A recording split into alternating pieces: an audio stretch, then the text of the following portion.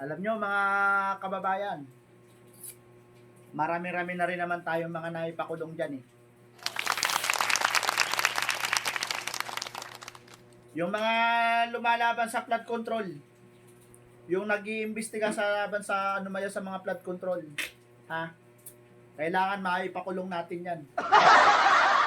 Tuloy-tuloy na yan. Yung 20 pesos na kilo ng bigas, tuloy-tuloy na yan. Ramdam na yan ng ating mga kababayan. Lalago na yan, lalaganap na yan sa kalawakan.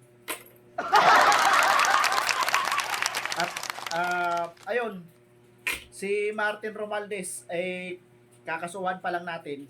What? Kailangan mauna muna yung mga lumalaban sa kapangyarihan ko. Susuntuin natin yan. Kakasuhan na natin si Martin Romualdez. Tuloy-tuloy na yan. Ha?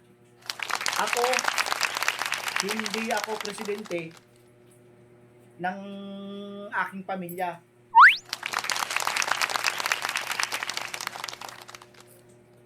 Mas lalong hindi ako presidente ng aking mga kaibigan.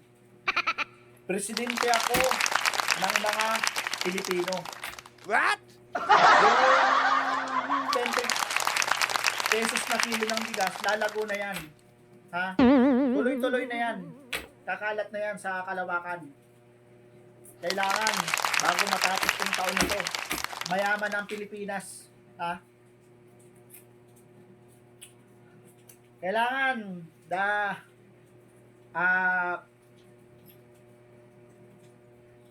mga namin na tayong napagawang mga tulay dyan.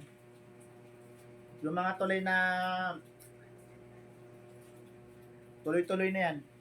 So, pagpatuloy lang natin, aasinso ng Pilipinas, yayaman ng Pilipinas. Lalo ang ekonomiya ng bansa natin. Yung mga OFW natin, marami na tayong tinulungan ng mga OFW, yung mga OFW, ha? Yung mga kababayan nating OFW, ha, na may mga kasong napauwi na natin. Kaya lang, pag-uwi nila, patay na sila. Nabilay na sila. Ayun, basta, yayaman ng Pilipinas, lalago ang ekonomiya ng Pilipinas. Na-address ko na ang murang bilihin ng kuryente. Na-address ko na ang murang bilihin ng tubig.